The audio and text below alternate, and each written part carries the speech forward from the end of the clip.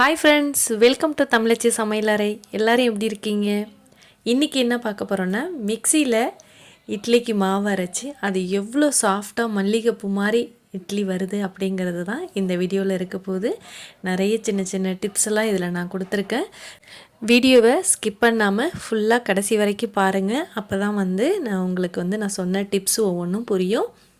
அதுவும் மிக்சியில் இப்படி மாவு அரைச்சி இட்லி இவ்வளோ சூப்பராக வருமா அப்படிங்கிறது நிறைய பேருக்கு டவுட் இருக்கும். கண்டிப்பாக வருங்க. இந்த மெத்தடில் நீங்கள் மாவு அரைச்சி இட்லி ஊற்றி பாருங்கள். சூப்பராக சாஃப்டாக செம்ம சாஃப்டாக வருங்க. இப்போ வாங்க வீடியோக்குள்ளே போகலாம்.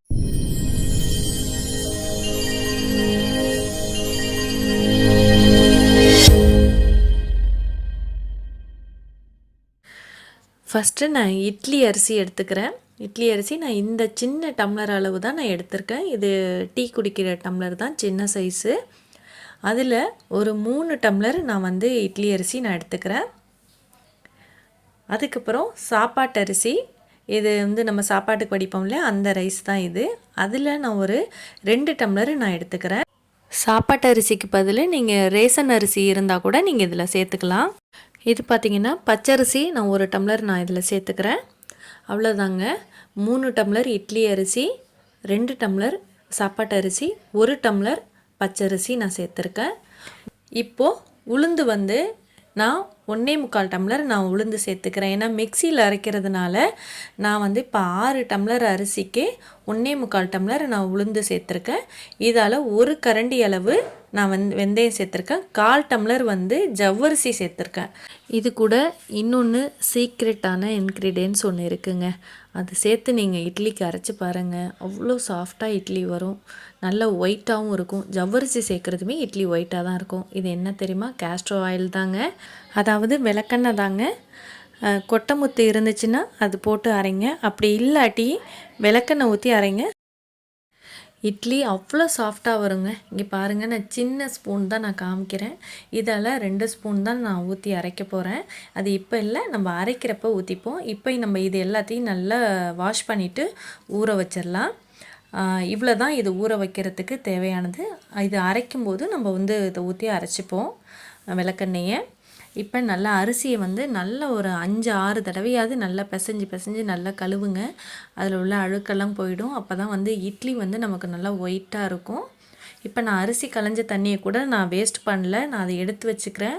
ஏன்னா செடிங்களுக்கெல்லாம் நான் அது ஊற்றிடுவேன்.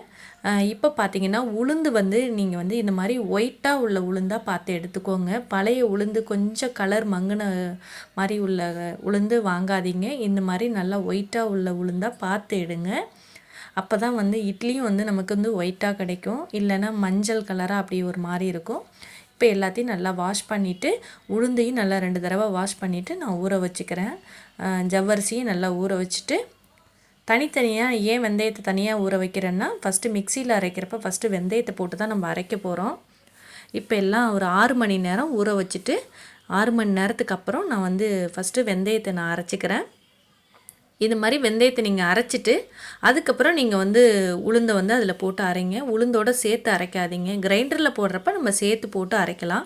இப்போ லைட்டாக கொரன்னு மசிஞ்ச உடனே இதில் 1 டீஸ்பூன் எண்ணெயை அதில் ஊற்றிக்கோங்க, விளக்கெண்ணெயை. இதில் ஊற்றி நீங்கள் இப்போ அரைச்சி பாருங்களேன். அவ்வளோ மிக்சியிலேயே உளுந்து மாவு நல்லா பொசன்னு கிளம்பி வரும். இப்போ பாருங்கள், நான் அரைச்சிட்டு வந்துட்டேன். எவ்வளோ பபிள்ஸ்லாம் விட்டு எவ்வளோ மாவு சாஃப்டாக இருக்குது. இப்போ அடுத்தது நான் மறுபடியும் நான் அரைச்சிக்கிறேன் மீதி இருக்கிற உளுந்தை. நான் உளுந்து அந்த 1.5 டம்ளரை நான் 3 வாட்டி போட்டு அரைப்பேன். ஒரே இதில் போட்டு அரைச்சேன்னா உளுந்து மாவு கிளம்பாது. இப்போ 2வது தடவை அரைக்கும் போது நான் கொஞ்சம் கேஸ்ட்ரோ ஆயில் கொஞ்சம் ஊற்றிக்கிறேன். இப்போ நான் உளுந்தெல்லாம் அரைச்சி முடிச்சிட்டேன் 3 வாட்டி. இப்போ அடுத்தது நெக்ஸ்ட்டு அரிசி அரைக்கிறேன். அரிசி அரைக்கும் போது நான் அதில் கொஞ்சம் ஜவ்வரிசியை 2 வாட்டியாக நான் போட்டு அரைக்க போகிறேன். ஒரே திரியாக போட்டு அரைக்காமல் நான் 2 வாட்டியாக போட்டு அரைக்கிறேன். அரிசி மாவு அரைக்கிறப்ப எப்பயுமே ரொம்ப நைஸாக அரைச்சிடாதீங்க. இட்லிக்கு லைட்டாக கொஞ்சம் கொரப்பாக இருக்கணும். இப்போ காமிக்கிறேன் பாருங்கள், இந்த பதத்தில் இருக்கணும். ரொம்ப நைஸாகவும் இருந்தாலும் இட்லி நல்லா இருக்காது. இந்த பதத்தில் நீங்கள் அரைச்சிக்கோங்க. இப்போ 2வது வாட்டி நான் அரிசி அரைக்கிறேன். அது கூட நான் அந்த மீதி இருந்த ஜவ்வரிசியும் நான் இதில் சேர்த்துக்கிறேன்.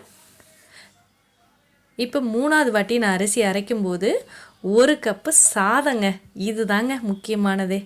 1 கப்பு நீங்கள் மத்தியானம் வடித்த சாதமாக இருந்தாலும் சரி, இல்லை பழைய சாதமாக இருந்தாலும் சரி, நீங்கள் 1 கப் சாதம் வந்து இதில் நீங்கள் சேர்த்து அரைச்சி பாருங்களேன். இட்லி வந்து அவ்வளோ சாஃப்டாக இருக்கும். இப்போ நான் வந்து எல்லாத்தையும் அரைச்சிட்டு வந்துட்டேன். மாவெல்லாம் அரைச்சிட்டு வேறு பாத்திரத்தில் மாற்றிக்கிட்டு இதை நான் உப்பு போட்டு நல்லா கரைச்சி வச்சிட போகிறேன். கையால் தான் வந்து மாவு வந்து கரைச்சி வைங்க.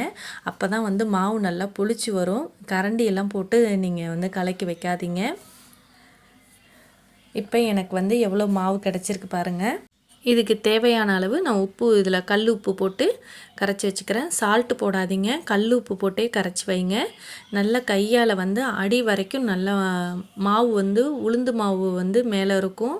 நம்ம அரிசி மாவு ஊற்றுனது கீழே அடியில் போயிடும். அதனால் அடி வரைக்கும் நல்லா கை விட்டு நல்லா கலக்கி விடுங்க. எல்லாம் ஒன்று சேர்கிற மாதிரி மாவு நல்லா கலக்கி விட்டுட்டு அதுக்கப்புறம் மூடி வச்சுருங்க. இந்த மாதிரி ஃபுல்லாக கரைச்சிட்டு இந்த ஓரத்தில் உள்ள மாவெல்லாம் நல்லா தண்ணி தொட்டு துடைச்சிடணும். எங்கள் அம்மா சொல்லுவாங்க, க்ளீனாக வைக்கணும், மாவு அரைச்ச பாத்திரமே வந்து க்ளீனாக இருக்கணும் அப்படின்னு சொல்லுவாங்க. நான் வந்து அது மாதிரி செஞ்சு வச்சுருவேன். இப்போ மூடி வச்சிட்றேன். மறுநாள் காலையில் எப்படி இருக்குன்னு பார்ப்போம். இருங்க நான் இதில் வந்து மாவு வந்து எந்த அளவுக்கு இப்போ நான் அரைச்ச மாவு இருக்குது அப்படிங்கிறத காமிக்கிறேன். மறுநாள் வந்து மார்னிங் வந்து எவ்வளோ அளவுக்கு பொங்கி வந்திருக்கு அப்படிங்கிறத நான் மறுநாள் காமிக்கிறேன். இப்போது மூடி வச்சுருவோம். The next day. இப்போ மார்னிங் இப்போ அதை திறந்து பார்ப்போம் எந்த அளவுக்கு மாவு வந்து பொங்கி வந்திருக்கு அப்படின்னு. வாவ் பாருங்கள், ஃபுல்லாகிடுச்சு. இன்னும் கொஞ்சம் விட்டால் வெளியிலெல்லாம் வலிஞ்சு வந்திருக்கும். இப்போ பாருங்கள், நல்ல பொசன்னு மாவு நல்லா சூப்பராக பொங்கி வந்திருக்கு பாருங்கள். இப்போ இது நல்லா கரண்டி விட்டு நல்லா அடி வரைக்கும் நல்லா கலக்கி விட்டுடுங்க. பாருங்கள் எவ்வளோ பபுள்ஸ் விட்டு எப்படி மாவு எப்படி இருக்குன்னு. இந்த மாதிரி சாஃப்டாக இருந்தாவே பொங்கி வந்திருந்தாவே இட்லி வந்து நல்லா சாஃப்டாகவே இருக்கும். மாவு பாருங்கள் நல்லா ஒயிட்டாகவே இருக்குது பாருங்கள். மாவு கொஞ்சம் கூட கலர் மாறவே இல்லை பாருங்கள், நல்ல ஒயிட்டாகவே இருக்குது. சூப்பராக இருக்குது பார்க்குறதுக்கே மாவு. இப்போ நல்லா எங்கே பார்த்தாலும் நல்லா வலிச்சு விட்டுட்டு மூடியிலலாம் நல்லா பொங்கி வந்துருந்துச்சு. அது எல்லாத்தையும் நான் வந்து வலிச்சு விட்டுட்டு மூடியை நல்லா கழுவி வச்சுட்டு இப்போ வந்து நம்ம இட்லி ஊற்றிக்கலாம். மிக்சியில் அரைச்சி எந்த அளவுக்கு மாவு வந்து நல்லா சாஃப்டாக வரும் அப்படின்னு உங்களுக்கெல்லாம் டவுட் இருக்கும். அந்த டவுட் வந்து நீங்கள் இந்த வீடியோ பார்த்திங்கனாவே உங்களுக்கு கிளியர் ஆகிடும். கிரைண்டரில் அரைச்சா தான் வந்து மாவு வந்து நல்லா சாஃப்டாக இட்லி ஊற்ற முடியும் அப்படிங்கிறது இல்லை. மிக்சிலேயும் நல்லா செம்ம சாஃப்டாகவே மாவு அரைக்கலாம். இப்போ பாருங்கள், நான் எந்த அளவுக்கு மாவு அரைச்சி வச்சுருந்தேன், அதை விட இப்போ எனக்கு எவ்வளோ மாவு வந்து பொங்கி நல்லா கிடச்சிருக்கு பாருங்கள். இப்போ நான் வந்து இட்லி ஊற்றிக்கிறேன்.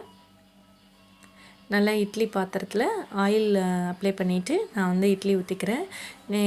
என்கிட்ட வந்து துணி போட்டு ஊற்றுற இட்லி தட்டுமே இருக்குது. நான் வந்து அதில் ஊற்றாமல் நான் இதில் ஊற்றுறேன். அது வந்து சின்ன இட்லி பானை. இது வந்து என் ஹஸ்பண்ட்லாம் யூஸ் பண்ணிக்கிட்டு இருந்தது தான்.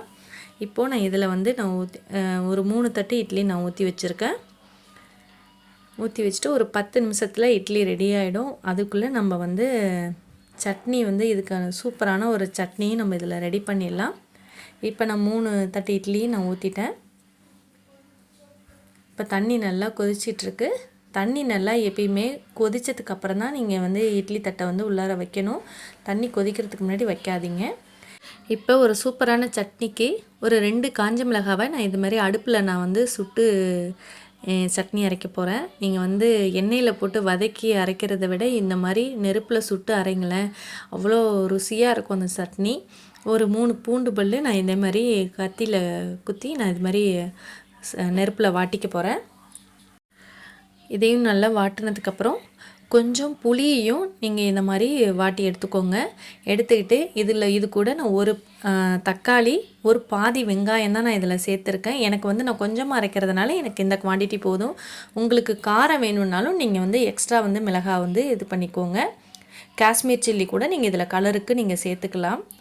வெங்காயமும் தக்காளியும் நம்ம வந்து பச்சையாக தான் அரைக்க போகிறோம். அதுக்கப்புறம் தான் நம்ம வந்து தாளித்ததுக்கப்புறம் தான் அந்த எண்ணெயிலேயே நம்ம வதக்க போகிறோம். பாருங்கள், சூப்பராக அரைச்சிட்டு வந்தாச்சு. இப்போ எண்ணெயிலே நல்லா கொஞ்சம் நேரம் இது வந்து கிடக்கட்டும். அப்படியே நல்லா அந்த வெங்காயம் தக்காளி பச்சை ஸ்மெல்லு போகட்டும். சூப்பராக இருக்குங்க இந்த சட்னி, அதுவும் சுட சுட இட்லிக்கு. இட்லி இப்போது ரெடி ஆகிடுச்சு. 10 நிமிஷத்தில் வெந்துடுச்சு. கரெக்டாக 10 நிமிஷம் தான். நல்லா தண்ணி கொதித்ததுக்கப்புறம் நீங்கள் இட்லி தட்டை வச்சிங்கன்னா 10 நிமிஷத்தில் ரெடி ஆகிடும். அந்த கார சட்னிக்கு இன்னும் ஒரு தேங்காய் சட்னி காரம் இல்லாமல் கொஞ்சம் அரைச்சா தானே நல்லாயிருக்கும். அதுவும் காரம் இல்லாமல் ஒரு தேங்காய் சட்னியும் காரமாக ஒரு தக்காளி சட்னியும் செம்ம டேஸ்ட்டுங்க. காம்பினேஷன் செமையாக இருக்கும். இப்போ நான் தேங்காய் சட்னிக்கு ஒரே ஒரு பச்சை மிளகா, ஒரு பாதி வெங்காயம், ஒரு துண்டு இஞ்சி, கொஞ்சம் பொட்டுக்கடலை, கொஞ்சம் கொத்தமல்லி, தேவையான அளவு உப்பு வச்சுக்கோங்க. இவ்வளோதாங்க இந்த சட்னிக்கு. இப்போ இதை அரைச்சிட்டு வந்துடலாம். இப்போ இதை அரைச்சிட்டு வந்ததுக்கப்புறம் நம்ம தாளிச்சிக்கலாம். இப்போது நம்ம இட்லியை வேறு பிளேட்டில் நான் மாற்றிக்கிறேன். எவ்வளோ சாஃப்டாக இருக்குது பாருங்கள். ஒயிட்டு, அதுவும் கலரு தாங்க முக்கியம். இட்லி பாருங்கள், மல்லிகைப்பூ மாதிரி இட்லின்னு சொல்லுவாங்க இல்லையா, அது இது தாங்க. நல்லா சாஃப்டாக, நல்லா புசு புசுன்னு இட்லி பார்க்குறதுக்கே நல்லா பஞ்சு போல் இருக்குது பாருங்கள். இப்போ நான் ஒரு 3 இட்லி எடுத்து நான் பிளேட்டில் மாற்றிட்டு உங்களுக்கு நான் அதை இட்லியை பிச்சு காமிக்கிறேன். பாருங்கள், கையில் கூட ஒட்டலைங்க, அவ்வளோ ஒரு சாஃப்டாக வரும். இப்போ நான் அந்த சூப்பரான அரைச்ச அந்த சட்னியோட இந்த இட்லியை நாங்கள் சாப்பிட போகிறோம். இதுக்கு நீங்கள் சாம்பார் கூட நீங்கள் செய்யலாம், சூப்பராக இருக்கும். இல்லை நான் கொஞ்சம் க்ரீன் சட்னி, கொஞ்சம் ரெட் சட்னி, அது அந்த மல்லிகைப்பூ மாதிரி இட்லி பார்க்குறதுக்கே ஒரு வேறு லெவலில் இருந்துச்சுங்க. இப்போது இந்த இட்லியை நான் பிச்சு காமிக்கிறேன் பாருங்கள். அவ்வளோ சாஃப்டாக உள்ளர ஒரு ஒட்டவே ஒட்டலை, அவ்வளோ நல்லா இருந்துச்சு பாருங்கள். நம்ம இது மாதிரி இட்லியை இப்படி பிக்கும் போதே தெரியும் எவ்வளோ சாஃப்டாக இருக்குது அப்படின்னு. நல்லா சுட சுட இட்லிக்கும் இந்த சட்னிக்கும் செம்ம காம்பினேஷனுங்க. வீட்டில் நீங்கள் இதை ட்ரை பண்ணி பாருங்கள். கண்டிப்பாக நீங்கள் இதை இதே மாதிரியே இனிமேல் செய்யலாம் அப்படின்னு நீங்களே ட்ரை பண்ண ஆரம்பிச்சிருவீங்க. ஏன்னா அவ்வளோ நல்லாயிருக்கும், இட்லி சாஃப்டாக இருக்கும். நான் சொன்ன மெத்தட்லேயே நீங்கள் இதை ஃபாலோ பண்ணி இந்த இட்லிக்கு அரைங்க. இந்த வீடியோ உங்களுக்கு பிடிச்சிருந்துச்சுன்னா கண்டிப்பாக உங்கள் ஃப்ரெண்ட்ஸுங்களுக்கெல்லாம் ஷேர் பண்ணுங்கள். மறக்காமல் எப்படி இருந்தது அப்படிங்கிறத கமெண்ட் பண்ணுங்கள். இந்த வீடியோவை லைக் பண்ணுங்கள், ஷேர் பண்ணுங்கள். என்னோடய சேனலை சப்ஸ்கிரைப் பண்ணுங்கள் மறக்காமல். வீடியோவை ஸ்கிப் பண்ணாமல் ஃபுல்லாக பார்த்த அனைவருக்கும் தேங்க்யூ ஃபார் வாட்சிங். நெக்ஸ்ட் வீடியோவில் சந்திப்போம்.